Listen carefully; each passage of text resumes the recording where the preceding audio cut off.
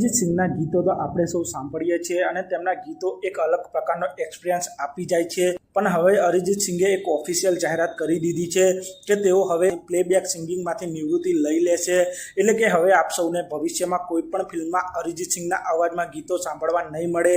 અરિજીત સિંઘે social media ઉપર એક પોસ્ટ શેર કરતા જાહેરાત કરી દીધી છે કે તેઓ હવે કોઈ પણ ફિલ્મમાં ગીત ગાતા નહીં જોવા મળે અને તેઓ લાઈવ પ્રોગ્રામમાં તો પરફોર્મન્સ આપશે અને મ્યુઝિક પણ કમ્પોઝ કરશે। એઝ અ પ્લેબેક સિંગર તરીકે તેઓ કોઈ પણ ફિલ્મમાં કામ નહીં કરે।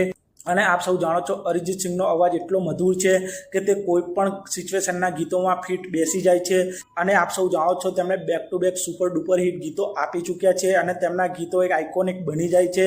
અને હવે અચાનક જ અરિજીત સિંઘે પ્લેબેક સિંગિંગમાંથી નિવૃત્તિ જાહેર કરી દીધી છે। અને અરિજીત સિંહનું લાસ્ટ ગીત સલમાન ખાનની બેટલ ઓફ ગલવાન ફિલ્મમાં માતૃભૂમિ ગીત હશે। થોડા દિવસો પહેલા અરિજીત સિંહના અવાજમાં માતૃભૂમિ ગીત રિલીઝ થયું હતું। આ ગીત અરિજીત સિંહનું છેલ્લું ગીત હશે। આ પછી કોઈ પણ ફિલ્મમાં અરિજીત સિંહના અવાજમાં ગીત જોવા નહીં મળે। તો આપ સૌ અરિજીત સિંહના આ ડિસિઝન વિશે શું કહેશો અને આપ સૌને અરિજીત સિંહનું કયું ગીત સૌથી વધારે પસંદ છે? અને આપ સૌ આવા જ પ્રકારના બોલિવૂડ સાઉથ ફિલ્મોને લગતા વિડીયો જોવા માંગતા હો તો ચેનલને સબસ્ક્રાઇબ કરી દેજો, વિડીયોને લાઇક કરી દેજો અને જોતા રહો સિનેમેટિક ગુજરાતી।